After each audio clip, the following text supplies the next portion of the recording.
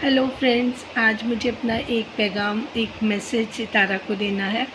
मैं बहुत खुश हूँ सितारा, आपने जो सितारा का आसमान पे काम शुरू किया, उससे मुझे आपके कैलिबर का बहुत अच्छे से आइडिया हो गया है। और दूसरी बात जो आप कर रही हैं, इस स्टोरी को नरेट किया है आपने, और ये मुझे नहीं पता कि इसके करैक्टर्स को जो नाम मिले हैं, जो नाम आपने रखे हैं, वो आपके हैं या किसी और के हैं, क्योंकि ये कहानी में मैं बहुत डेप्थ देख रही हूँ।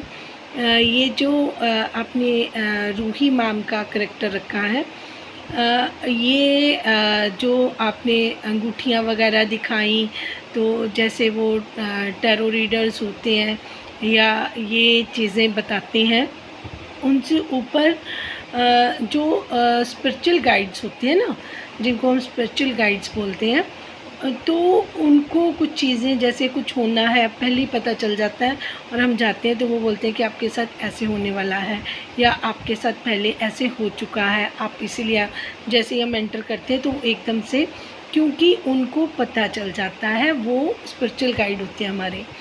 तो ये उस टाइप की हैं, और उसको जो हमारे पास्ट प्रेजेंट को या हमारी रूह से जो हमारी बातें कर सके, ऐसे गाइड को आपने जो नाम दिया है रूही, वो मुझे इसके साथ बहुत रिलेट करता नज़र आया।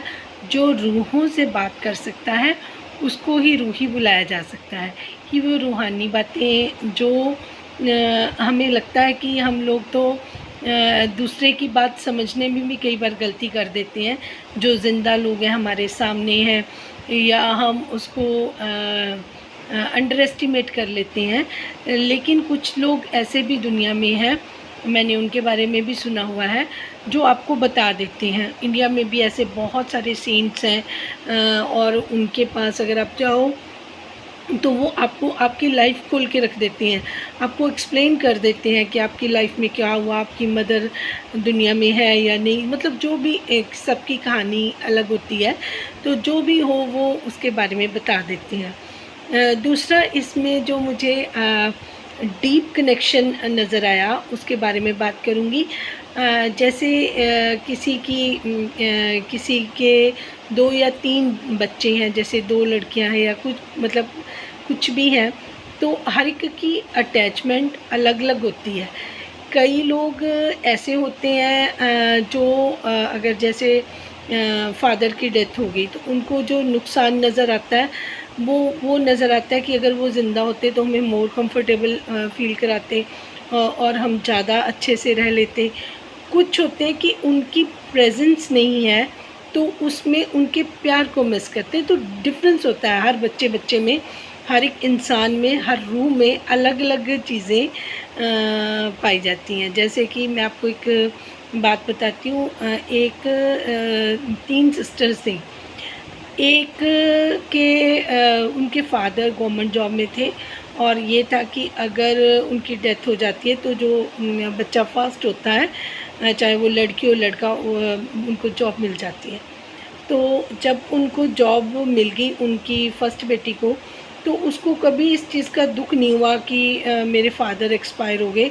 तो उसको ये हमेशा लगता रहा कि अगर वो एक्सपायर हुए तो मुझे जॉब मिल गई, और मैं मतलब गवर्नमेंट ने मुझे जॉब दे दी, और सारी उम्र की मेरा इनकम ऑफ सोर्स बन गया। जो सेकंड उनकी बेटी थी, तो वो उसका हमेशा ये हर किसी को रोना होता था कि हमारी लाइफ इतनी कंफर्टेबल थी, हम लोग बहुत ज़्यादा अच्छे से वेल ऑफ थे, हमारे पास सब कुछ था, हमारे रिश्तेदार भी हमें इतना पूछते थे, जो फादर की तरफ से होते हैं, तो हमें बहुत सारे लोग अच्छे से पूछते थे। आजकल वो उतना अच्छे से हमें नहीं करते, हमें अच्छे रिश्ते मिल जाते, मतलब इस तरीके का दुख उनको था। जो उनकी थर्ड बेटी थी, तो वो हमेशा अपने फादर की साथ अच्छे बिताए हुए पलों को मिस करती थी। उसको ये दुख होता था कि अगर मेरे फादर होते तो हम उनके साथ और प्यार से रह लेते, वो हमें और प्यार करते, हमारे बच्चों से मिल लेते, या हमारे बच्चों को भी वो इतना प्यार करते, या उनके साथ अगर ज़िंदगी रहती तो हम बहुत खुश रहते, उनके साथ हम एंजॉय करते। तो हर एक बंदे का सोचने का ढंग अलग अलग होता है और फील करने का भी अलग अलग होता है। ये जो थर्ड कैटेगरी होती है ना, वो रूह से जुड़ी होती है, वो फादर की रूह से अटैच होती है। तो अगर वो लास्ट मोमेंट तक भी ज़िंदा रहती है ना, तो वो उस रूह को मिस करती रहती है। तो अगले जन्म में जो नेक्स्ट है, उसमें बहुत चांसेस होते हैं कि उनका आपस में दोबारा से किसी तरीके से रिलेशन बिल्डअप हो जाए, क्योंकि ये जो रूहें होती हैं वो बार बार यही रूहें आती रहती हैं। किस रूप में आ जाए आपको भी नहीं पता होता। कई बार आपके बच्चों के रूप में भी आपके पेरेंट्स दोबारा जन्म ले लेती हैं। तो ये एक बहुत डीप स्टोरी है, डीप बातें हैं जो साइकोलॉजिकली प्रूव भी हो चुकी हैं। कई तो पुनर्जन्म वाले बच्चों ने आके अपनी पुरानी लाइफ के बारे में बताया भी है। तो ये एक बहुत डीप सब्जेक्ट है जिस पे आपने बात शुरू की है।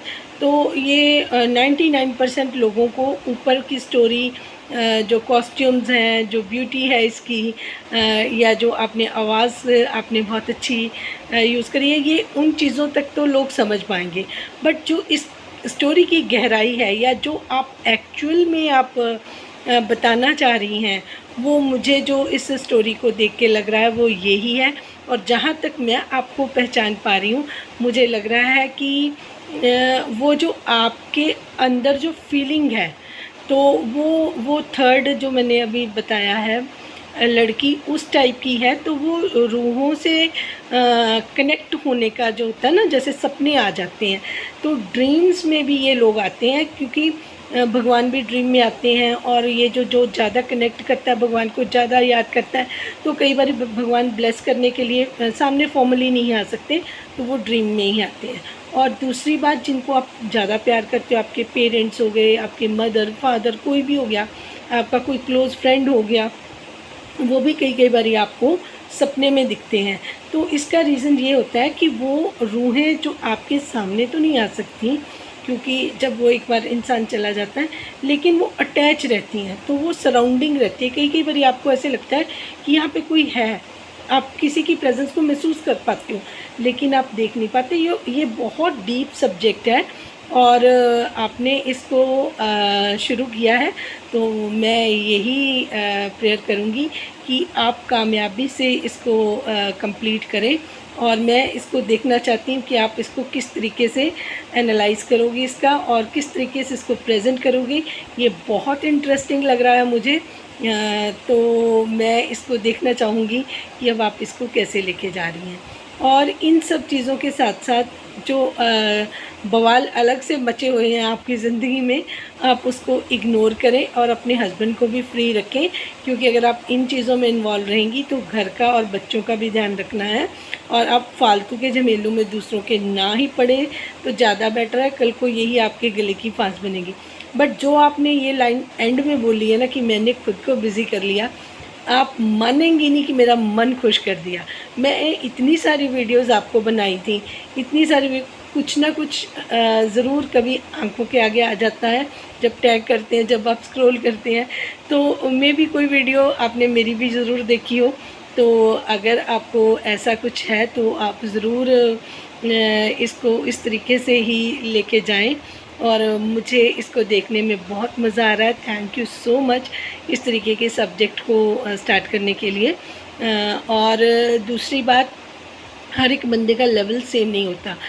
आपका लेवल इतना हायर है, आप इतनी स्पिरिचुअल हैं, जो मैं आपके साथ कनेक्ट कर पाती हूँ। आप यकीन नहीं मानोगे, जब आप सऊदीया नहीं गई थी, ये चीज़ें नहीं हुई थी, और आपकी मदर को आप मिस करी थी, आप काफ़ी रोती थी कि आपकी मदर आ जाए, और वहाँ से उनको आने नहीं दिया जा रहा था।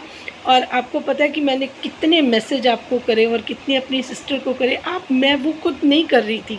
मुझे ऐसे लग रहा था जैसे मुझे प्रेरित किया जा रहा है कि मैं आपकी तरफ आऊँ और आपको कुछ गाइड करूँ। जितना मेरे से पॉसिबल होता था तो वो मैं मैसेज करती थी। आज मैं आपको डिस्क्लोज़ कर देती हूँ कि मेरे बस की वो बात ही नहीं थी कि मैं आपको कोई चीज़ इस तरीके से आके बता पाती, क्योंकि ये मैं वही बता रही हूँ कि ये जो स्पिरिचुअल चीज़ें होती हैं अगर कोई बंदा स्पिरिचुअल है, कोई भी बंदा स्पिरिचुअल है, वो आपकी तरफ खुद ही अट्रैक्ट हो जाएगा, क्योंकि आपको कोई मैसेज देने के लिए ही भगवान ने इस बवंडर में, इस चक्कर में डाला है। क्योंकि आप उससे उबर के बाहर आओगी तो बाहर वाले लोग बहुत कुछ सीखेंगे। अब जो नेगेटिव लोग भी आपकी तरफ अट्रैक्ट हो रहे हैं, तो आप बहुत बड़ी जीत हासिल कर चुकी हो। आपने ऑलमोस्ट ये जंग जीत ली है, और मुझे लगता है भगवान आपसे बहुत खुश होंगे, और जितना आपके पास है उससे कई गुना ज़्यादा आपको मिलेगा। ये मेरी विशेज़ है। Thank you so much.